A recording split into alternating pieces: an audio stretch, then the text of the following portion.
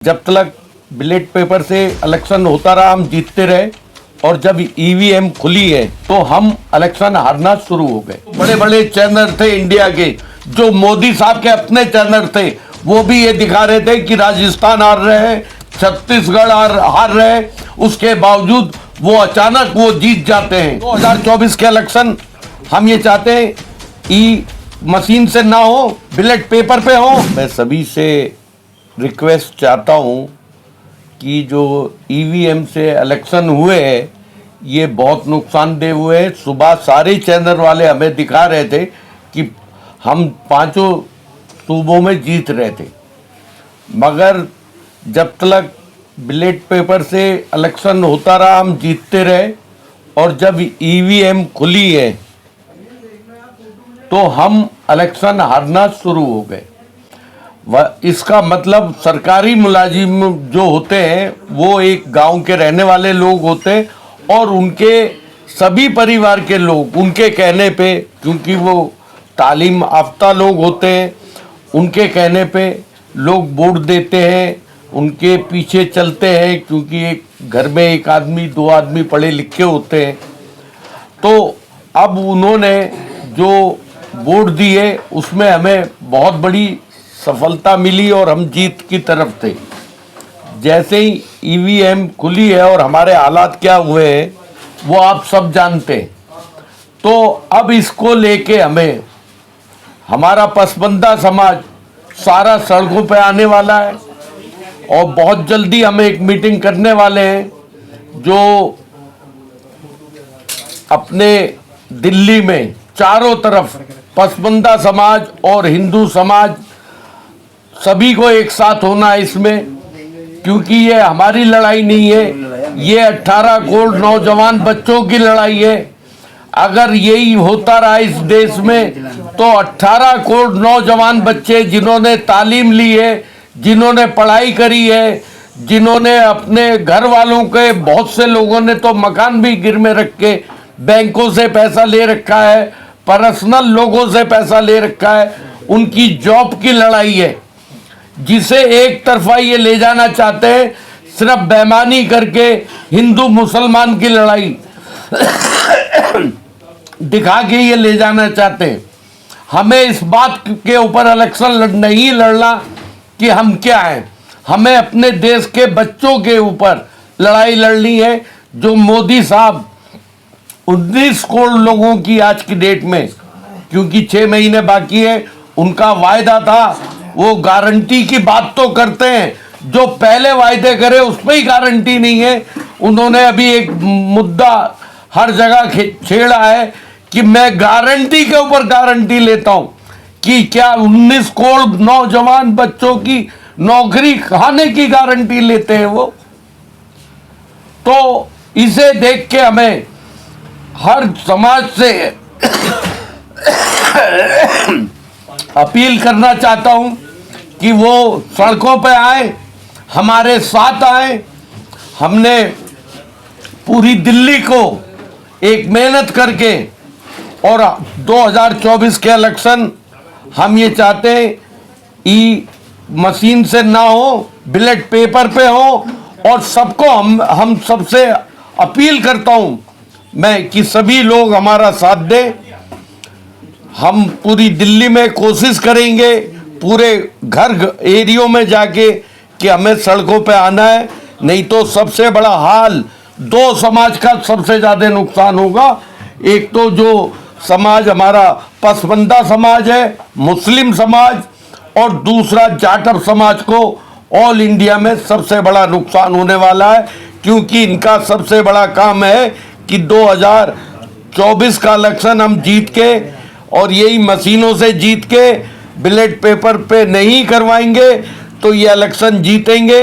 और जिसमें संविधान को ये चेंज करेंगे, और संविधान जिस दिन खत्म हो गया उस दिन समझ लो मैं दो तबकों से क्या पूरा हिंदुस्तान के सभी लोगों को, क्योंकि ये सारी सरकारी नौकरी बेच चुके हैं, जो हमारे देश के ऊपर कर्जा इतना बढ़वा दिया है कि एक आदमी इतना बड़ा कर्जे में है कि वो ये हम लोग दे भी नहीं सकते। बाहर मुल्कों से इन्होंने जो ये दिखाते हैं कि हिंदुस्तान के अच्छे ताल्लुकात हुए, तो जो आदमी किसी से लोन लेता है और जो लोन देता है, उन दोनों के बड़े अच्छे ताल्लुकात होते हैं शुरू में, उसके बाद में देश बर्बाद होगा, हम सब सड़कों पे आ जाएंगे।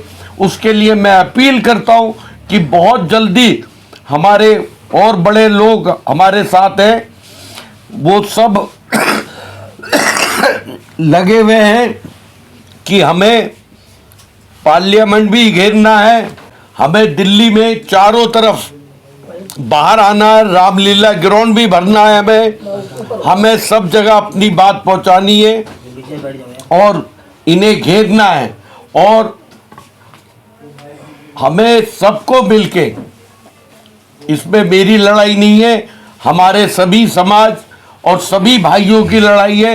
हिंदू समाज से मैं ये कहता हूं कि मोदी साहब से गारंटी पे गारंटी जो उन्होंने नाम लिया है, वो उनसे ये पूछो 19 करोड़ नौकरियां कहाँ है? मुसलमानों की तो नौकरियां ना कल थी ना आज हैं। तो हिंदू भाई हमारे बच्चे जो पढ़ लिख गए हैं, कहीं भी नौकरी निकलती है, और जो ये वायदे करते हैं वो नौकरियां नहीं मिल रही। सारी चीजें इन्होंने जो गवर्नमेंट ने, इंडिया कांग्रेस पार्टी ने बनाई थी, इन्होंने सबको खत्म कर दिया, सब बेचना शुरू कर दिया, और इन्होंने नई से नई बातें हम लोगों के साथ में कर रहे हैं, जिसपे अगर हमें इस पे अभी हमने बाहर नहीं आए तो हमारा देश किस रुख जाना है। आप सभी पढ़े लिखे आदमी हो, अभी भी आप देखिए जो बड़े बड़े चैनल थे इंडिया के, जो मोदी साहब के अपने चैनल थे, वो भी ये दिखा रहे थे कि राजस्थान हार रहे हैं, छत्तीसगढ़ हार रहे हैं, उसके बावजूद वो अचानक वो जीत जाते हैं।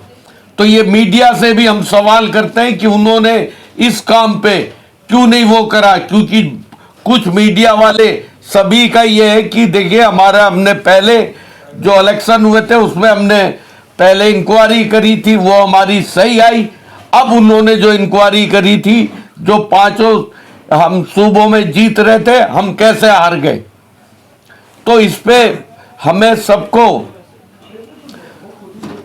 सुप्रीम कोर्ट को भी घेरना है और हमें दिल्ली को भी घेरना है। और दिल्ली की आवाज मैं कहता हूं पूरे हिंदुस्तान में जाती है, और हमें सबको एक साथ होके, और हमें मार्केट में अपनी बात हर बच्चों को, अपने समाज के लोगों को, और मैं अपनी पार्टी की जिम्मेदारी लेते हुए मैं ये चाहता हूं कि जितने भी हमारे कॉलेज हैं, यूनिवर्सिटी है, हमारे लोग उनमें जाएं, उन नौजवान बच्चों से बात करें जो पढ़े लिखे बच्चे हैं, जिनके माँ बाप ने पैसा लगाया हुआ है कि अगर यही सरकार रही तो आपको क्या होने वाला है आपके साथ। जो उनके माँ बाप अपने बच्चों को अपनी परेशानी है, रोटी भी नहीं खाते, बहुत से ऐसे भाई भी हैं किसानी करते हैं, उसके बावजूद वो पैसा भेजते हैं कि हमारा बच्चा पढ़ लिख के कामयाब हो और एक अच्छी पोस्ट पे लगे। मगर जब वो पोस्ट पे कहाँ लगेगा जब उसको नौकरी नहीं मिलनी।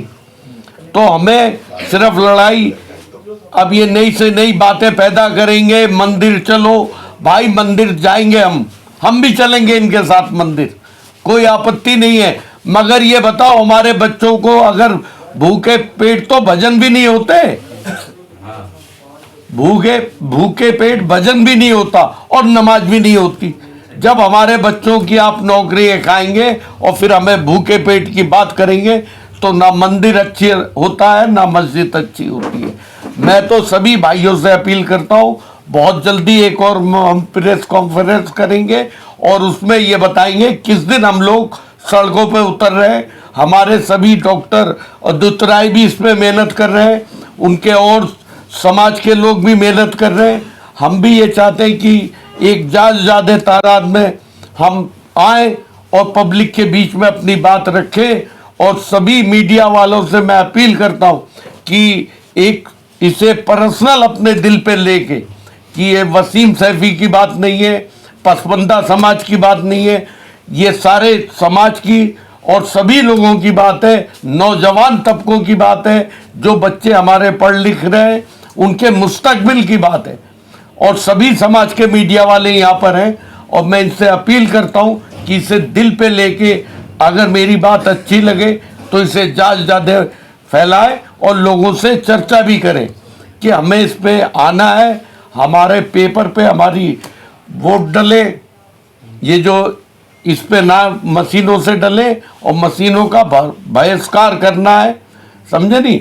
हम सुप्रीम कोर्ट से भी अपील करते हैं कि इसमें 19 करोड़, इन्होंने मोदी साहब ने जो बात कही थी कि हर साल 2 करोड़ आदमियों को हम बच्चों को नौकरियां देंगे, उनसे जवाब सुप्रीम कोर्ट मांगे कि वो नौकरी कितनी दी और कितनी नहीं दी।